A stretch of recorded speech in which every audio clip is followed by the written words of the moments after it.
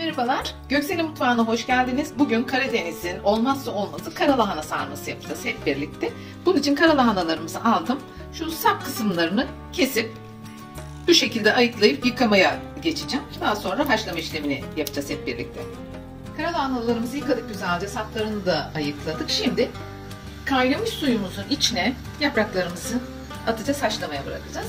Haşlama süremiz yaklaşık 5 ile 10 dakika arasında olacak. Çünkü çabucak haşlanacak.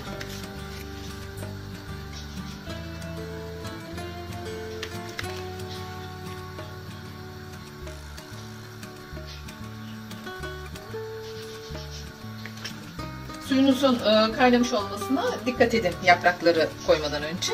Çünkü sıcak suyun içine koymanız gerekiyor.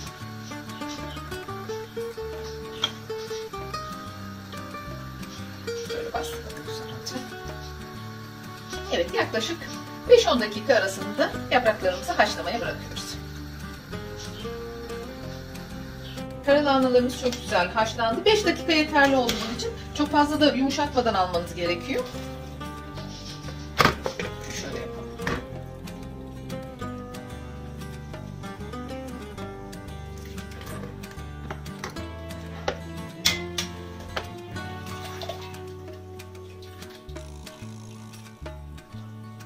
Ve sıcak sudan çıkarttıktan sonra hemen soğuk suyun altından bir geçirmemiz gerekiyor.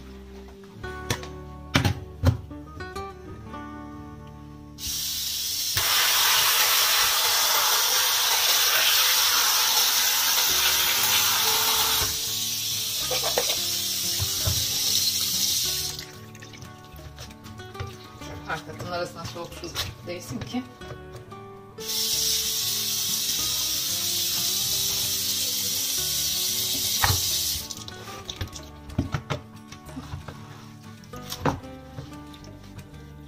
gördüğünüz gibi fazla yaprakları yumuşatmadan bu şekilde sarmaya hazır hale getirdik.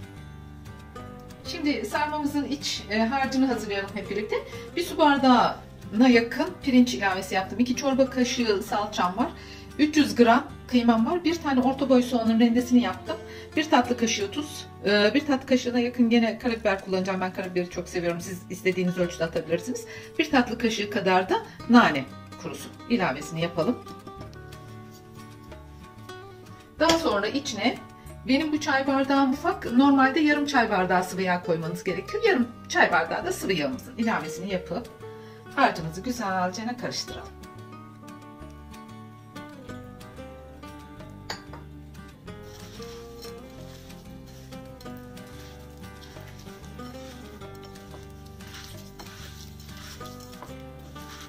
Tenceremizin dibine ben 2 adet yaprak ilavesi yaptım.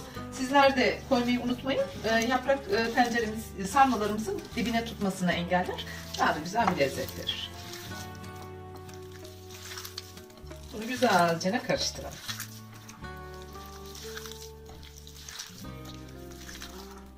Şimdi sarmalarımızı yapmaya başlayalım. Şu ucundaki kalın kısmı ben atmak istiyorum. Siz bunu tahtada da sarabilirsiniz. Ben elimde daha rahat sarabiliyorum. Onun için elimde yapacağım.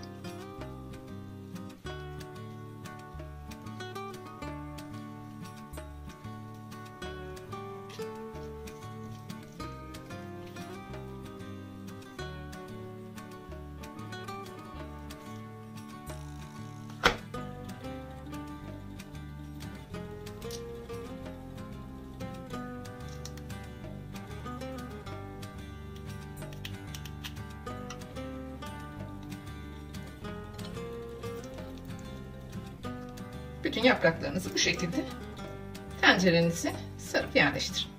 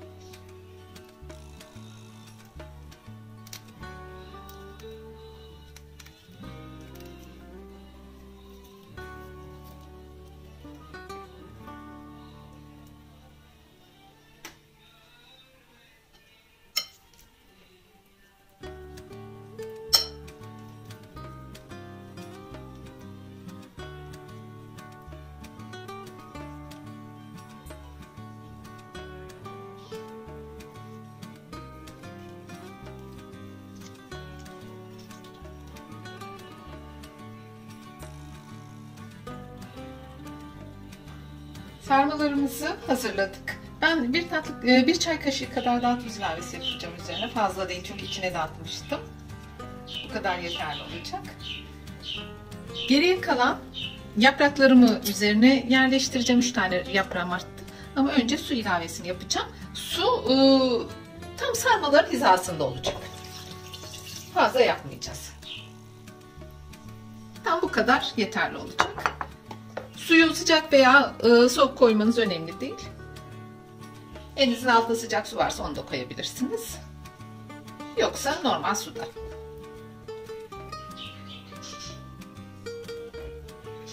Üstünü de kapattık güzelce. Evet, şimdi artık karalahana sarmamızı pişmeye bırakıyoruz. Lahanalarımız kaynamaya başladı. Bu aşamada ben bir miktar da tereyağı ilavesi yapacağım üzerine. Az bir miktar. Birazcık lezzet versin dolmalarımıza. Şöyle kenarlarına koydum. Şimdi altını kısacağım. Yüksek ateşte açmıştım ilk kaynamaya bıraktığımda. Şimdi artık kaynıyor. Kısık ateşte ağır ağır pişmesini sağlayalım.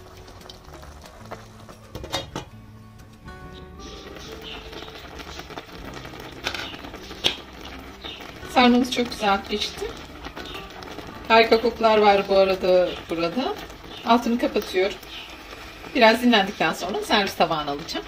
Bu arada dolmalardan bir tanesini göstermek istiyorum size. Gördüğünüz gibi. Harika pişmişler.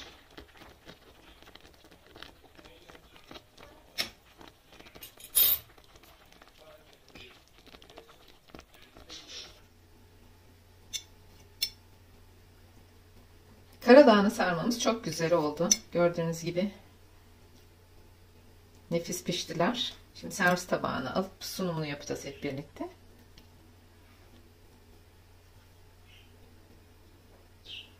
Sarmalarımızın olmazsa olmazı tabii ki de sarımsaklı yoğurdumuz.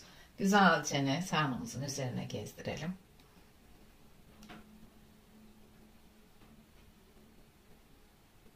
Çok güzel kokular var bu arada burada. Nefis oldu. Umarım sizler de yapıp denersiniz. Harika oldular. Üzerine ben kırmızı biber yaptım yağda. Onu da dökelim şöyle güzelce. Evet, muhteşem bir yemeğimiz var. Karalahana sarması harika da oldu. Umarım sizler de denersiniz.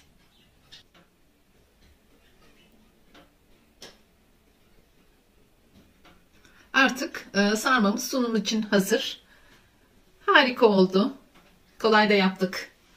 Çok çabuk oldu. Pişmesi süresi de kısaydı. Umarım sizler de beğenip denersiniz. Deneyecek olan arkadaşlara şimdiden afiyet olsun diyorum. Bu arada Göksel'in mutfağına abone olmayı unutmayın lütfen. Diğer tariflerde yeniden buluşmak üzere. Hoşça kalın, dostça kalın.